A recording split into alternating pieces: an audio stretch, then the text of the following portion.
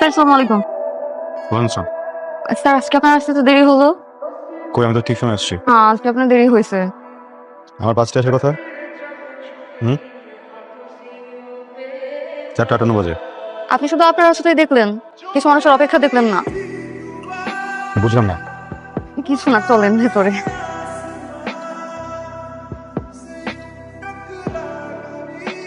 জি sir. কি? আমি কখন থেকে আপনার জন্য অপেক্ষা করছি, আপনি আসবেন আর আমি আপনাকে দেখবো। Sorry? মানে পড়া দেবো। What is feminist criticism? এই একটা ছাড়া বাকি সবগুলো পড়েছি। Figurative language. বাকি সবগুলোর ভেতরেই একটা ছিল না। আমি জানি আপনি কি করবেন। কল তো নেই।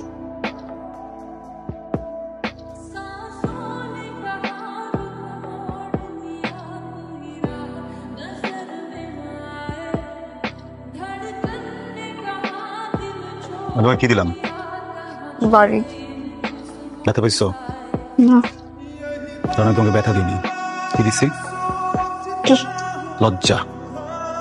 যেন তুমি একটু লজ্জিত হয়ে ঠিক মতো পড়ো। আমি 2টা প্রশ্ন বলো না কেন? পারলে তো আপনি টাচ করতেন না।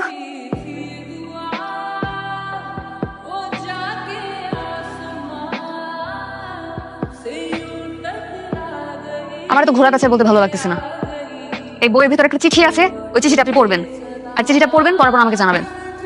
আর যদি আপনি অ্যাভয়েড করেন তাহলে আমি একটা উল্টাপাল্টা কিছু করে ফেলবো। এই তোর হাতে কি?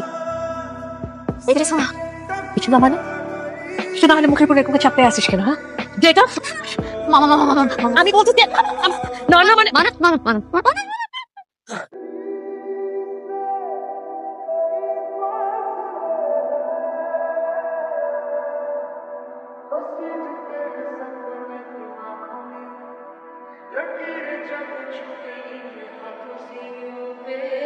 ভাই, আমার এই একটা মাত্র মেয়ে, ওরে প্রাইভেট পড়ানোর জন্য বাসায় মাস্টার রাখলাম।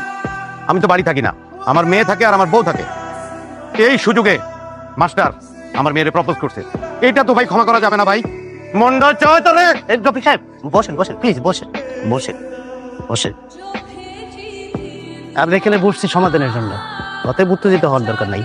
ভাই আপনারা সম্মানিত মানুষ, আমার তো মান সম্মান সব গেল, এর একটা সমাধান দিয়ে যান আপনারা।